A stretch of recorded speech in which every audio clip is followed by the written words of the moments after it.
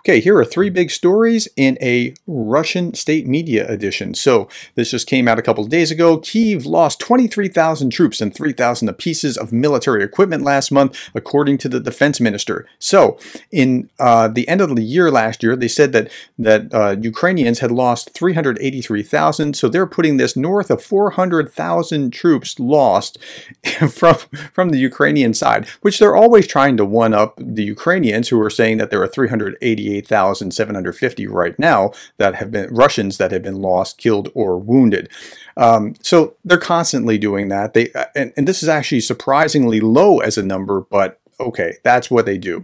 Okay, get the Zuck out of here. 20 years later, the once revolutionary Facebook is a hotbed of unreliability and misinformation. But they're not talking about their own misinformation. See, what Russian state media tends to do is they tend to say, well, we're doing this, so are you. You must be doing that as well. Here's another article doing the same kind of thing. This is British media constantly publishes fake stories about Russia. Why would it treat the EU any differently? Now, it's an isolated incident where they're talking about what's going on with Hungary. This was 2 days ago, but it's the same kind of thing. You can't believe anything that's being said out there. Why? Because anything that the Russians put out there, you can't really believe. Okay, same kind of concept. Now, Biden has made Americans complicit in Ukrainian POWs' deaths. This was a day earlier. They're still on the story trying to convince the world that there were POWs on that plane, where we can't prove that there weren't any bodies. The best evidence seems to indicate that there weren't, but they keep at that kind of story. It's trying to mess with the minds of the Ukrainians, I believe.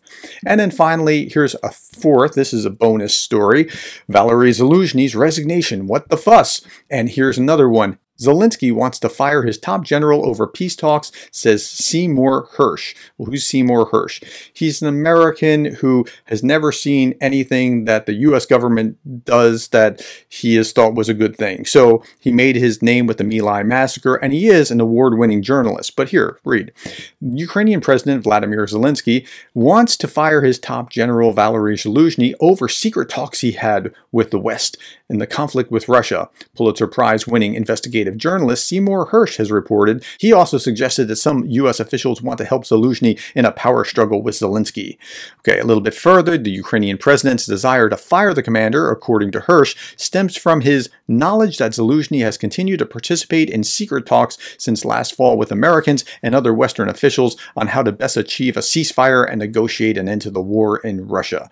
So that's what they're doing by using a useful idiot. Now, what's a useful idiot? A useful idiot is a person perceived as propagandizing for a cause, particularly a bad cause, originating from a devious, ruthless source without fully comprehending the cause's goals and who's cynically being used by the leaders. So they're using Seymour Hersh in order to have this in RT, and then it'll be amplified by other useful idiots later on that are showing that, oh, that's why Zelensky was going to fire Zaluzhny. That's what's going on. So this is just a little insight, a little window into the way that Russian state media operates. Thank you for your time. Thank you for the likes, the shares, and the subscribes, and thank you for being the kind of person who cares about Ukraine.